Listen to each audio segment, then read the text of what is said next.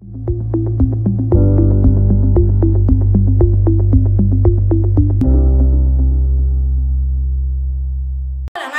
Harmonie, la motivatrice à la génération. Lelo on a copé sabino quelques conseils pour améliorer santé na biso. Tolingi biso na soto vivre mikole belé cause la santé malamu pe cause soin na biso pe abato tolingaka mingi. Tokoki ko se modifier ba facteur na biso ya bomo na biso te parce que to botami nango mais tokoki ko sala ete to vivre malamu poto pona biso moko ndenge ni santé na biso esengeli ezala. Poto diminuer ba risque minene ya ba maladie oh ezalaka chronique to pe ba maladie ya motema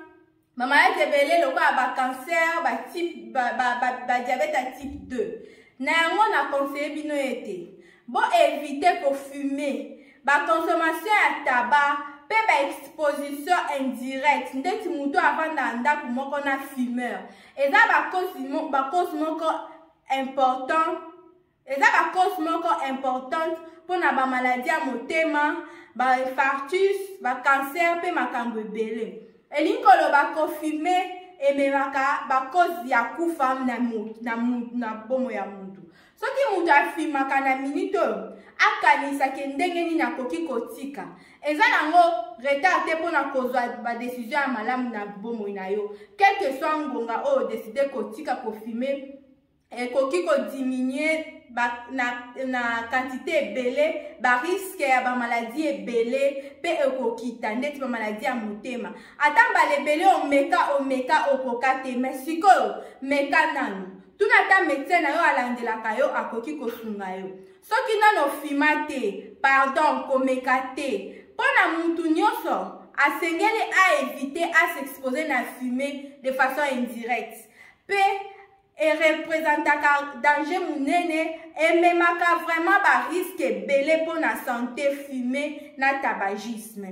pardon et même surtout pour la bana pe bato ba soufaka asthme ba trouble ya pema ko vivre na milieu oyo ya fumée eza malamu te na conseiller bino deuxièmement bon améliorer s'il vous plaît bolei na bino biliande sala kamutu eloko ozokotisa na nzoto nde ekosala ozala alimentation malamu osunga o garder forme ozala sexy o se sentir bien na nzoto na yo alimentation malamu ezoko attirer yo protection contre la maladie ndenge na lobi ya motema ba hypertension ba diabète yango na sengi na bino bolia mukie ba portion ya misuni ba Thomson ba volaille ceux qui bozolamba bolongola ba graisse bien bon planifier ba repas à partir ya ba légumes na ba fruits bon liaka ba céréales ba loso eloko nyonso eza ba grain botalaka ezala bien bino mo boyebi so lingo mela miliki bopona ba yaourt ba fromage o eza na faible teneur ya graisse bon réduire quantité ya biloko mafuta na insister ba beurre ba huile ba margarine bon éviter ce qui bolamba bon préparer kamunga mukie ko limiter yango c'est important pardon sukali bo kitisa caféine bo diminuer balima o elamba bina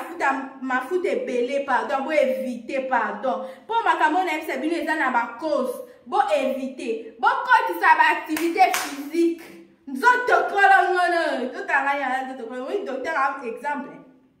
bo se conserver nzoto kitoko pour éviter stress bo epozwa ba énergie positive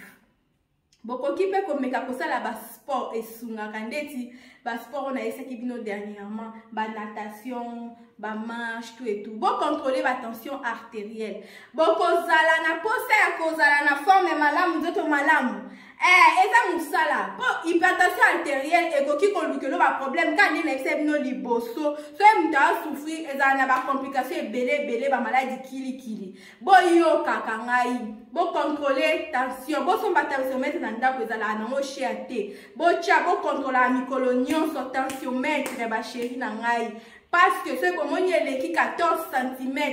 sur 9 cm de mercure bolandela bokende na hôpital na sengi bino po tension ezala nango na basine te na sengi bino lisusu bo se détendre. Il faut profiter de la vie. Il faut prendre le temps ya kosala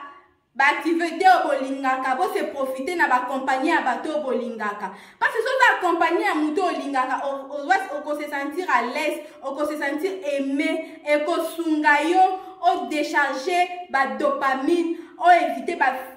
stress. Parce que ça va aider. Nous prochainement comment les négativités peuvent entraîner les stress tout et tout et qui peut entraîner aux maladies de cola, Parkinson, maladie belé. Ce qu'on a ici est singo, on peut sécréter la dopamine, on peut éviter ma cambe belé, pardon. N'a pas expliqué bien prochainement la maladie belé. So moni mutalinga na oyete ko forcer te, o forcer poignet. Vie est facile, il faut choisir et faire un bon choix. So mutalinga bola mu yopesa la bola, mutaza pembe no pesa la pembe na e. La vie est si simple. Na tondi bino pe na pesi bino botondi, na linga bino mingi, docteur na bino.